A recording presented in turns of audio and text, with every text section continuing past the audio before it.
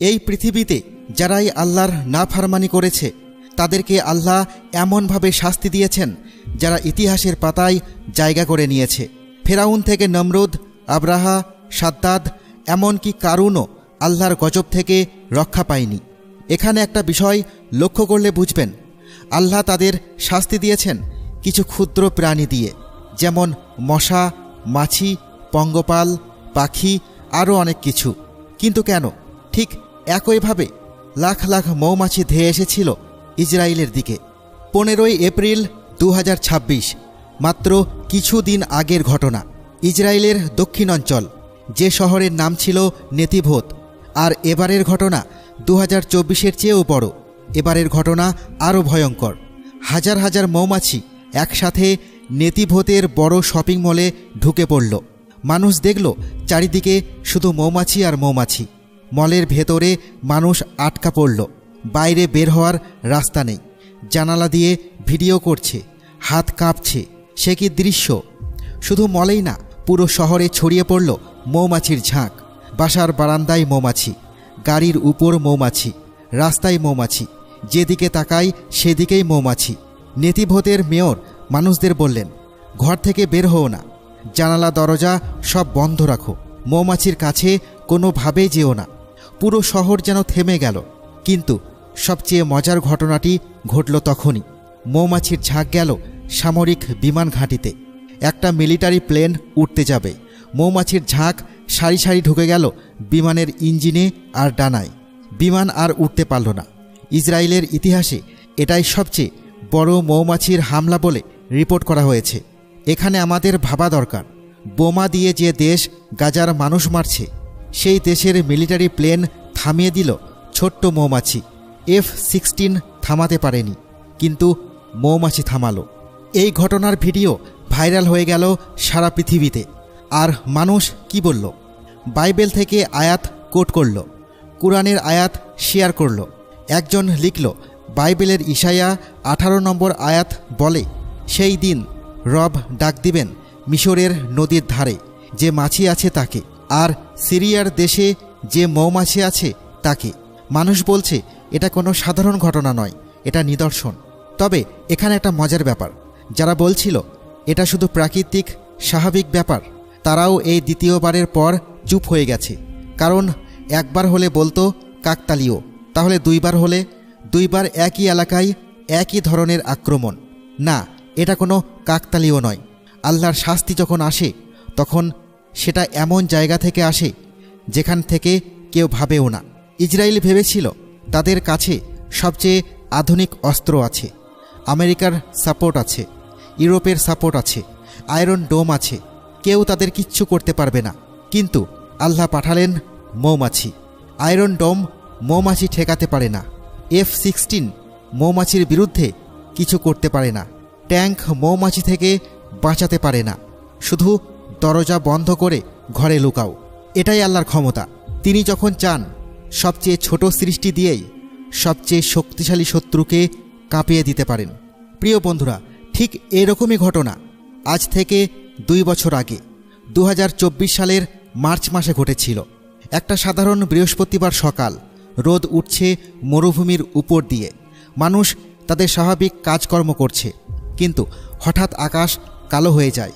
এটা কোনো মেঘ নয়, এমনকি সেটা কোনো ঝড়ও ছিল না। এটা হলো লাখো লাখো মৌমাছির একটা বিশাল ঝাঁক, যেটা ইসরায়েলি বসতিগুলোর দিকে ছুটে আসছে এমন গতিতে যেন কেউ তাদের পাঠিয়েছে একটা নির্দিষ্ট উদ্দেশ্যে।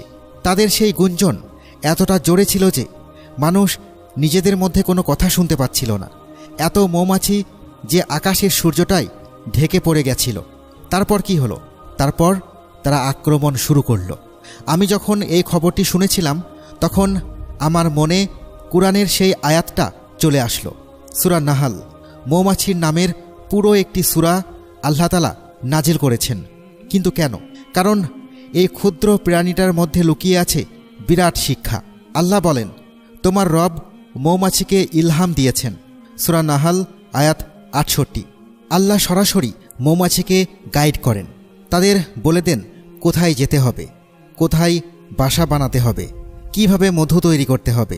এই ছোট্ট প্রাণী আপনার আঙ্গুলের মাথার চেয়েও ছোট, কিন্তু আল্লাহর সরাসরি নির্দেশের অধীনে চলে। এখানে একটি চিন্তা করার বিষয়, আল্লাহ যদি চান তাহলে এই ছোট্ট প্রাণীগুলো দিয়েই তিনি কি করতে পারেন। 2024 সালের শুরুর দিকে ইসরায়েলের দক্ষিণ অঞ্চলে, যেখানে তারা ফিলিস্তিনি জমি দখল করে বসতি বানিয়েছে, হঠাৎ করে মৌমাছির ঝাঁক দেখা দিতে শুরু করল। প্রথমে মানুষ ভাবল এটা হয়তো মৌসুমি ব্যাপার, কিছুদিন পর চলে যাবে। কিন্তু মৌমাছিরা চলে গেল না, উল্টো তাদের সংখ্যা বাড়তে থাকল। একটা ঝাঁক, তারপর দুটো, তারপর 10টা, এরপর এত বেশি যে কেউ গুনতে পারল না। আর এই মৌমাছিগুলো সাধারণ আচরণ করছিল না, তারা খুবই আক্রমণাত্মক ছিল, যেন কেউ তাদের রাগিয়ে দিয়েছে ইচ্ছা করে। তারা ইসরায়েলি সেটেলমেন্টগুলোর উপর দিয়ে ঝাঁপিয়ে পড়ছিল, মানুষদের ঘরবাড়িতে ঢুকে পড়ছিল, রাস্তায় যারা হাঁটছে তাদের তাড়া করছিল। স্থানীয় নিউজ রিপোর্টে দেখা গেল মানুষ চিৎকার করে দৌড়াচ্ছে, গাড়ির ভিতর লুকাচ্ছে, জানালা দরজা বন্ধ করে দিচ্ছে, কিন্তু মৌমাছিরা থামছে না। তারা এমনভাবে আক্রমণ করছিল যেন তাদের একটি মিশন আছে। বিজ্ঞানীরা অবশ্যই ব্যাখ্যা দেওয়ার চেষ্টা করল। তারা বলল এটা জলবায়ু পরিবর্তনের কারণে হতে পারে, অথবা মৌমাছিদের প্রাকৃতিক বাসস্থান নষ্ট হয়ে যাওয়ার কারণে। কেউ কেউ বলল হয়তো নতুন কোনো রোগ ছড়িয়েছে যেটা মৌমাছিদের আচরণ পাল্টে দিয়েছে। ঠিক আছে, সেই সব ব্যাখ্যা থাকতে পারে, কিন্তু আমাকে একটা জিনিস বলুন, কেন শুধু ইসরায়েলি দখলকৃত এলাকায়? কেন ঠিক সেই জায়গাগুলোতে যেখানে মাসের পর মাস ধরে নিরীহ ফিলিস্তিনি শিশুদের ওপর বোমা ফেলা হচ্ছে? আমার কাছে এটা মোটেও কোনো কাকতালীয় ঘটনা নয়, আমার মনে হয় এটা একটা নিদর্শন। কুরআনে আল্লাহ তাআলা বারবার বলেছেন তিনি ছোট্ট প্রাণী দিয়েও জালিমদের শাস্তি দিতে পারেন। মনে আছে নমরুদের গল্প? সেই অহংকারী বাদশাহ যে বলেছিল আমি জীবন মৃত্যুর মালিক, তাকে কিভাবে শেষ করা হলো? একটা মশা দিয়ে। একটা ছোট্ট মশা তার নাক দিয়ে ঢুকে পড়ল এবং তার মগজ খেয়ে ফেলল। আর ফেরাউন যে নিজেকে খোদা দাবি করেছিল, তাকে ডুবিয়ে মারা হলো পানিতে, সেই পানি যেটা আল্লাহরই সৃষ্টি। আল্লাহ যখন শাস্তি দেন তিনি সবচেয়ে ছোট জিনিস দিয়েই দিতে পারেন, কারণ এটাই তার ক্ষমতার আসল নিদর্শন। আপনি হয়তো ভাবছেন ভাই, মৌমাছি তো শুধু মধু বানায়, এত ভয়ের কি আছে? শুনুন, একটা মৌমাছি হয়তো তেমন কিছু না, কিন্তু যখন হাজার হাজার মৌমাছি একসাথে আক্রমণ করে তখন সেটা মারাত্মক হয়ে যায়।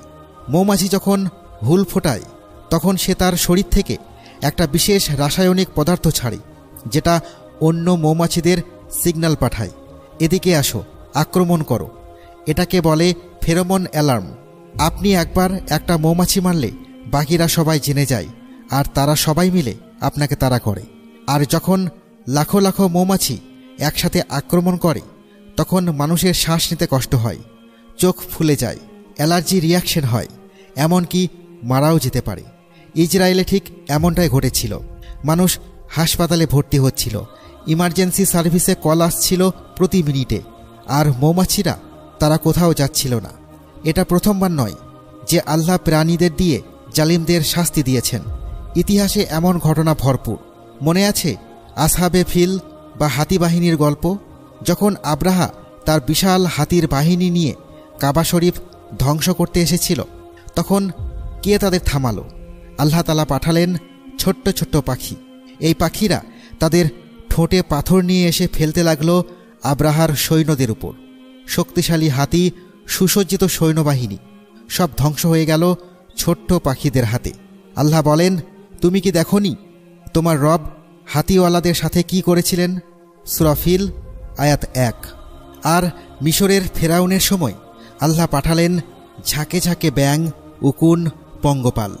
এই ছোট ছোট প্রাণীগুলো মিশরের পুরো অর্থনীতি ধ্বংস করে দিয়েছিল। তাহলে এখন মৌমাছি কেন নয়? আমি যখন গাজার ভিডিওগুলো দেখি, সেই ছোট্ট বাচ্চারা যারা ধ্বংসস্তূপের নিচে চাপা পড়ে আছে, সেই মায়েরা যারা তাদের সন্তানের লাশ কোলে নিয়ে কাঁদছে, সেই হাসপাতালগুলো যেখানে রোগীরা শুয়ে থাকা অবস্থায় বোমা পড়ছে, তখন আমার বুকটা ফেটে যায়। কত নির্দোষ মানুষ মরছে, কত শিশু তাদের পরিবার হারাচ্ছে, কত মা বাবা তাদের সন্তানদের কবর দিচ্ছে। আর পশ্চিমা বিশ্ব তারা চুপ করে বসে আছে। কেউ কেউ পাল্টা সমর্থন দিচ্ছে এই জুলুমকে। কিন্তু আল্লাহ চুপ করে নেই। তিনি সব কিছু দেখেন, প্রতিটা কান্না শুনছেন, প্রতিটা জুলুম রেকর্ড করছেন। আর যখন তিনি শাস্তি দেন, তখন সেটা এমন জায়গা থেকে আসে যেখান থেকে জালিমরা কখনো আশা করে না। কুরআনে আল্লাহ তাআলা বলেন, আর তারা চক্রান্ত করেছিল, আর আল্লাহও পরিকল্পনা করেছিলেন, আর আল্লাহ হলেন সর্বোত্তম পরিকল্পনাকারী। সূরা আনফাল আয়াত 30। জালিমরা ভাবে তারা শক্তিশালী, তাদের কাছে আছে বোমা, ট্যাঙ্ক, F-16 জেট ফাইটার। কিন্তু আল্লাহর কাছে আছে পুরো প্রকৃতি, পুরো সৃষ্টি জগৎ। আর তিনি যে কোনো কিছু দিয়ে শাস্তি দিতে পারেন।